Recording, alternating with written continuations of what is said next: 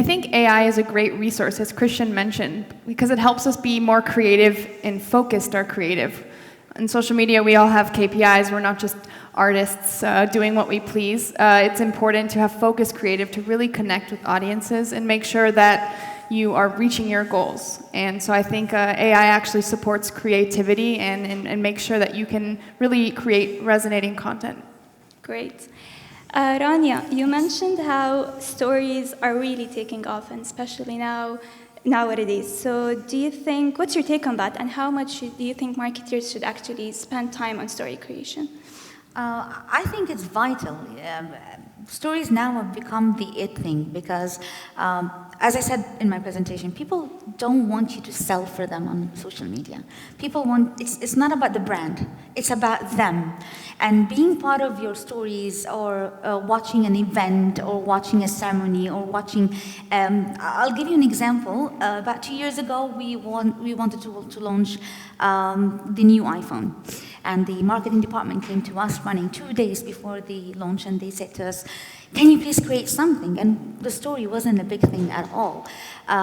Overnight, with the team, we decided that we're going to fake a takeover. So we actually wrote a scripted dialogue between myself and one of my team members, and she acted as if she stole the phone and hijacked the company account from me because she's a normal person. She's not used to having massive followership.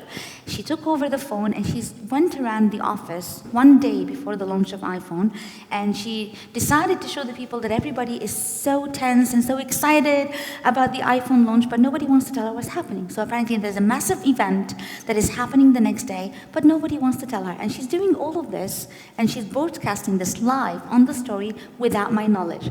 It ended up that I fired her on the story. By 2 a.m., we had massive followers. The agency was writing to us saying, oh my God, what have you guys done? By the next morning, the lineup in front of our stores, because everybody wants to know, there are two main events. Everybody wanted to know if I fired her for real, and people were sending to us saying, please don't fire her, she was doing this, they enjoyed it. And the next day, a lot of people were standing in front of the showroom because they wanted to see, what is that thing that she was talking about? In a span of 1 month, and the next Thursday, it happened on Thursday, people were saying, what's happening in your offices? We want to know. And that's when we started and created a live series on our Instagram every Thursday, and we called it Hello Thursday. It became a thing. Yeah. People want to be part of your brand, not necessarily because they're interested in your products. They're interested as in the story, and that's why it's called stories. Yes, thank you so much. Mike, as you said, business as usual is over. So how does this impact the social media team per se, and what the kind of people do we need nowadays? Yeah, I guess with BAU content now being in decline, it's more a focus on moment marketing, and the biggest successes on social media typically come from the fact that people go onto social media to partake in social conversations about things that are happening now.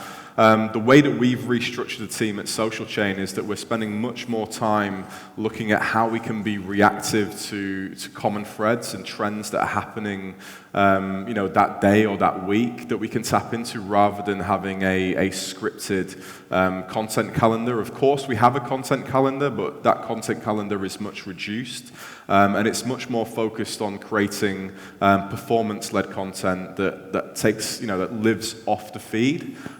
Whereas all of the story and kind of on-feed content is just more about that kind of brand-led marketing and trying to build personality by tapping into those relevant conversations that people are having on that day. All right, great, thank you. Rania, when it comes to content creation and collaboration, and adding to what Mike said, how do you think, or what do you consider the prime example of how a social media team should be set up?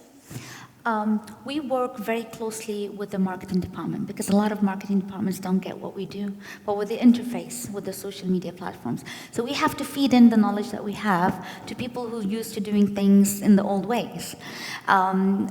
we have to have an open communication. How the team is set up as social media, I personally think that the best thing is to give each person a platform and then let them, take full ownership of the platform. It allows them to evolve as the platform evolves itself. All right, great, thank you. Monica, what's your take on that? Yeah, of course, I think collaboration and transparency between Yes. these two teams will make the process so much smoother, and the fact that you can bring your insights that are coming in at all different places and all different times to be more agile and be more flexible to meet the needs of your audiences is really inspiring. Yeah. Cool. So marketing by generation now is a very hot topic, and most of the agencies or clients are focusing on Generation C. So what about the older generation? So how do you think brands should tailor their strategy to reach them? So again, Mike, if you don't mind sharing. So the question is how to reach The older generation. the older generation. Yes. Again, it's a case of just looking at channel demographics. So we've seen that obviously with Facebook now becoming such a widely adopted platform, if you look at the demographic trends over time, there's been a huge increase in the volume of over 55s now on Facebook. So much so that it's kind of been pulled into that trend at the moment, that OK Boomer trend. I'm not sure if anybody's seen that happening across social at the minute. So yeah, it's a case of really just understanding the platform demographics and looking to focus your activity on the platform, which gives you the best opportunity of reaching the older demographic, and that for me is Facebook currently. I think another thing as well is that because they're not digital natives, then they're not as saturated by branded content as we all are, so they actually respond to it quite well. They're really surprised when they get like retargeted by an ad. They just don't quite understand how that's happened. They're like, oh my God, I was just searching for this and it's come up on my Facebook feed, and we see click-through rates are much higher than within younger demographics, within that older audience. Yeah, I think Rania makes a good point in her presentation. We're all human as well. So Yes. these older people, younger generations, if we can tap into understanding what they really like and their interests and also add that human element to it, I think that will be a great way forward. I always look at my mom. She's my reference. My mom is on Twitter. My mom watches videos on YouTube. She stalks me on Instagram. So I think You got her into it. I see that you can always target the older generation by repackaging old content for them, or just introducing something that has an emotional trigger. It always gets to them. That show that I have presented at the end, Your Presence Matter, because it targeted a very emotional topic, I found a lot of older generations coming in from that impressions and reach. It reached the market we'd never tapped into. All right, thank you. So some questions from the audience. Mike, what's your take on the presence of brands shifting into newer entertainment apps like TikTok? Yeah, TikTok's an interesting one. I've had a lot of conversations around TikTok over the past 6 months, and I say the same thing to the brands that I'm working with. And I recall a story from, I think it was 2013. I was speaking with a popular drinks brand in the UK about why they should be on Instagram, and they were like, what do you expect us to do? Go onto Instagram and post pictures of the products? And I was like, yeah, of course. And it's crazy to think that I was actually having to sell in Instagram to that degree, and now it's like a no-brainer for like every brand in the world. So I think the opportunity with TikTok is at the minute, I talked about the death of organic reach, the decline of organic reach. TikTok is still a platform where you can generate significant volumes of organic reach if you've got the right content. You just have to be mindful of the audience on TikTok, which does skew very young. But I saw a really interesting case study the other day of a pharmaceutical company in the US, part of Reckitt Benckiser, that was actually promoting a cough medicine through one of TikTok's sponsored hashtag challenges. It was too sick to so sick, and I thought, well, listen, if a cough syrup brand can go onto TikTok and perform quite well, then anybody can. So don't let this kind of fear of, oh my God, it's for like teenagers, put you off. It's it can definitely drive results. Monica, how to plan content publishing when your audience is international and active at different times? Do you have any advice?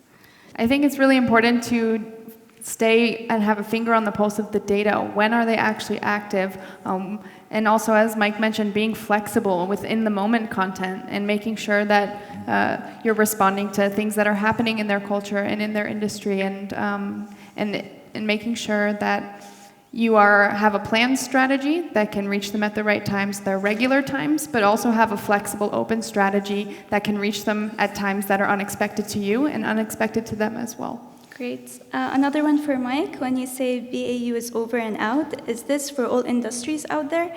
Retail has product drops every day and needs to be communicated. So how do we twist it to fit the no more BAU strategy? Yeah, so BAU is dead is for the majority of brands. It all comes down to relevance and how relevant your brand is in that daily conversation. So on the flip side, we work with lots of sports brands. So we've worked with the FA for the past 18 months. Because football as a sport is happening all the time, there's so many talking points that there's relevance for them to have a high frequency content output. Whereas working with a fashion brand that's selling clothes, probably don't need to be speaking to people every single day. So yeah, it does depend on the industry and vertical that you're operating in, but for the vast majority of brands in this post-organic world, there is minimal benefit to having a high frequency content output and calendar across like Facebook and Instagram. All right, so since we're out of time almost, if you can just share with me or share with the audience, where do you think the future of social media marketing is taking us all, and what is the advice you give marketeers nowadays to start planning? And if we can start with Rania. Okay. Definitely, I believe social media will take over. It will be social media and then first, and then everything else around it. You'll see brands moving from becoming advertisers to storytellers, because that's going to be the demand. The audience are going to become more demanding of more authenticity, more raw content. I believe you'll start seeing people broadcasting their weddings online and streaming them online. It's every day we see a shift towards this, because social media was created by people for people. Thank you. And Mike? Yeah, I saw a really good tweet the other day. I'd love to say this was my quote, but it's not. The quote said that basically social media is just media and all media is social. And I think when we start to think like that and understand social media's context as part of the broader digital media and media landscape, that's when you'll start to have more success. I think from a macro perspective, from my perspective, I think that the social strategy is now something that is in the past, and what we actually need to be thinking about is how to activate both a brand strategy and the performance strategy that just exists on social media as well as other media. I think when you start to think in those terms, you're in a much better place of delivering success rather than worrying about channels and frequency and all of that kind of stuff. So. Great, thank you. And Monica? I like the idea of and the trend of this purpose-driven content, where brands really now have to think, we're humans, we're marketing to humans, we're storytellers, as you mentioned. So where do we stand? What's our role in the greater scheme of things? So I really like the trend of purpose-driven content, because people will pay attention more, they'll listen. We even see with the trend and the rise of podcasts, people who have very short attention spans will sit down and listen to a podcast if it aligns with what they feel and who they are. So I'm interested to see how brands can do this and do this well, and if they can't, how do they keep trying and changing and figuring out a way to move forward to make social a positive place to be for everybody. Great. Just add something to that. So the thing about attention spans is something I've got a personal feeling about. So you see all the time this stat that says that humans have an attention span like shorter than a goldfish now, which is just not true. Attention's quite fickle, and it comes down to two core elements, and that's filtration. and the environment that you're in. So when you're on your smartphone, you've got like 50 different apps, loads of notifications. You have to filter through very quickly, hence the short attention spans. However, take yourself away from your smartphone, put you in a cinema, for example. You're more than happy to sit down and consume something for up to 3 hours. People watch Netflix for 6-7 hours at a time.